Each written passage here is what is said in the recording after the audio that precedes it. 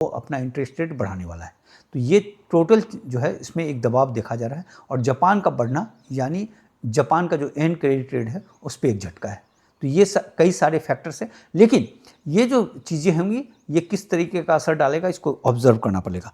बाकी अगर अमेरिका के शेयर बाज़ार को अगर हम देखें जो कि एक बड़ा फैक्टर है, S&P 500 जिस तरीके से उछल रहा है, अभी बीच में 7,500 के ऊपर चला गया था, अभी 7,400 के ऊपर है और उसमें कहा जा रहा है कि गोल्ड और जो है S&P 500 को 1:1 होना चाहिए, यानी एक समय जो है S&P 500 को नीचे आना चाहिए, गोल्ड को उसके बराबर जाना चाहिए।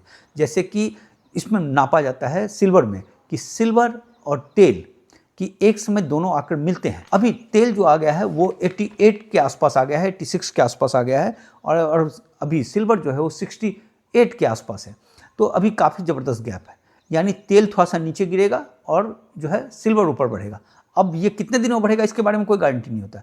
उसी तरीके से गोल्ड में ये देखा जाता है कि S&P 500 अभी जो है 74 पे है और गोल्ड जो है वो जो है 4,300 के आसपास है। तो काफ़ी बड़ा ह्यूज गैप है, बीच में गैप थोड़ा सा कम हुआ था लेकिन अभी ह्यूज गैप है। तो उस हिसाब से S&P 500 को नीचे आना पड़ेगा और गोल्ड को ऊपर जाना पड़ेगा। फिर एक मीटिंग होगा और वो कब होगा, 1 साल में होगा कि 6 महीने में होगा कि 2 साल में होगा, ये हम नहीं कह सकते, लेकिन ये होके रहता है, ये इकोनॉमी का पार्ट है। अब S&P 500 में आप देखिए तो 500 जो शेयर्स हैं उसमें सिर्फ 21 कंपनी जो है, सिर्फ 4% जो है वो नया हाई बना रहा है और 222 कंपनी जो है जो 44% हो गया वो अपने हाई से 20% नीचे है और 109 कंपनी जो है ये 40% नीचे है। तो आप कुल मिलाकर देखें कि वहाँ पे जो MEG 7 है उसी के आधार पर यह मार्केट चल रहा है। सिल्वर को लेकर काफ़ी पॉजिटिव खबर एक ये है कि जिस तरीके से चाइना में EV बढ़ रहा है और EV जो है 2030 तक जाकर 66% गाड़ियाँ EV की बन जाएगी, अभी 25% है, तो उसका एक डिमांड है।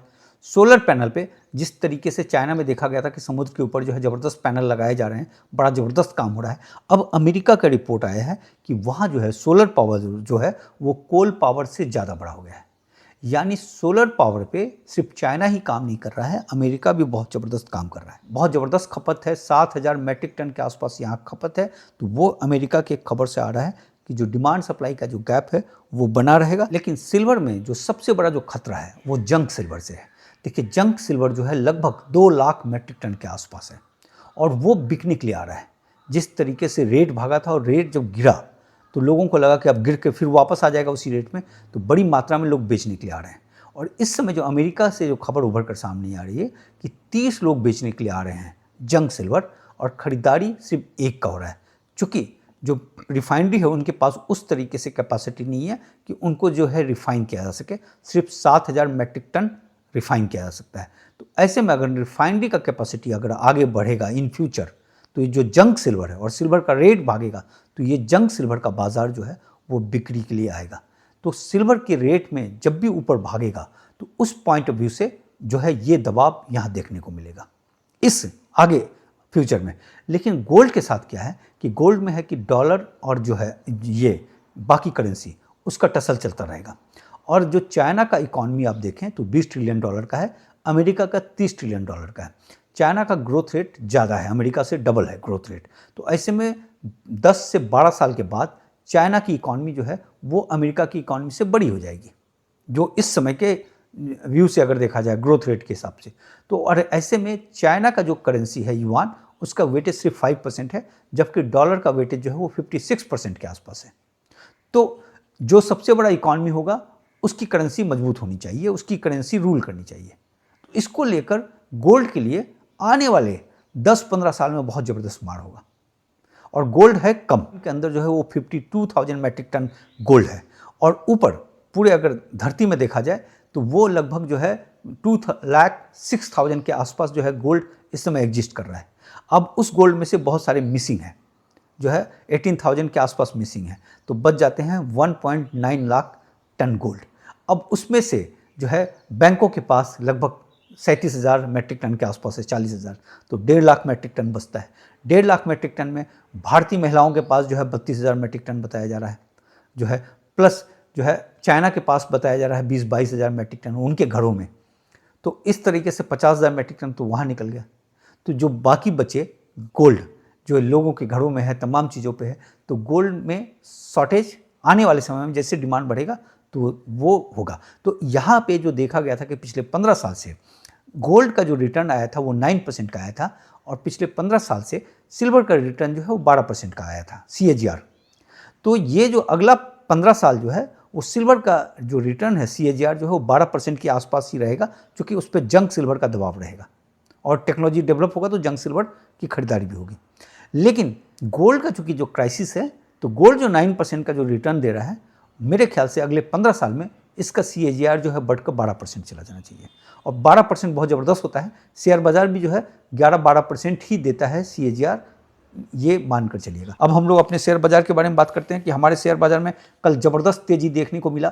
जैसा कि हम लोग कल सुबह के बुलेटिन में जिक्र कर रहे थे कि एक ज़बरदस्त तेज़ी आ सकती है, और जो है निफ्टी पहुंच गया 23,622 पे 461 पॉइंट की बढ़ोतरी के साथ।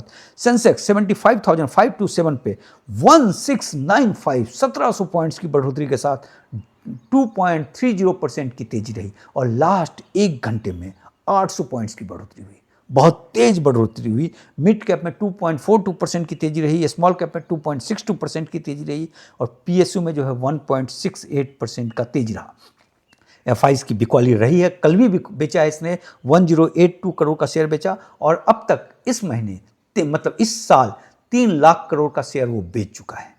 वो रिकॉर्ड उसका हो गया कल कंप्लीट 3 लाख करोड़ का। और DIs जो है कल 5341 करोड़ का शेयर खरीदा है, और DIs ने इस साल 4.42 लाख करोड़ का शेयर खरीद लिया है। अब जो भारत के बाजार को लेकर IMF का जो रिपोर्ट आया है, उसने कहा है कि ग्लोबल ग्रोथ में दबाव रहेगा, लेकिन भारत को उसने अपग्रेड किया है। उसने कहा है कि यहाँ ग्रोथ देखने को मिलेगा, और जैसा कि हमारे तरफ से भी जो आया था, गवर्नमेंट डाटा आया था कि 7.1% से ऊपर रह सकता है ग्रोथ। तो हम आपको जो बोल रहे थे शेयर बाज़ार के बारे में, बार बार कह रहे थे कि यहाँ से हमारे शेयर बाज़ार का जो जर्नी शुरू होगा वो अगले 3-4 साल के अंदर एक बड़ी तेज़ जर्नी होगी। और कल 20.37 के PE पे है।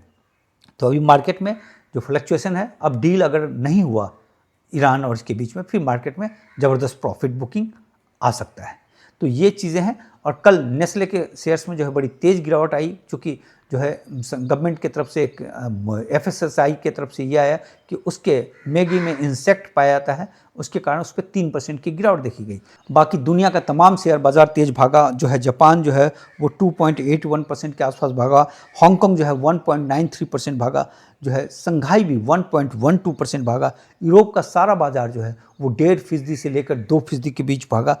अमेरिका का टोटल बाज़ार पहले ही भाग चुका था, जो है कल भी जो है 1% के नीचे जो है 0.50 से लेकर 1% के आसपास उसमें बढ़ोतरी देखी गई। तो इतनी ही खबर है। कल मिलते हैं, और प्लीज़ चैनल को लाइक और सब्सक्राइब जरूर कीजिए।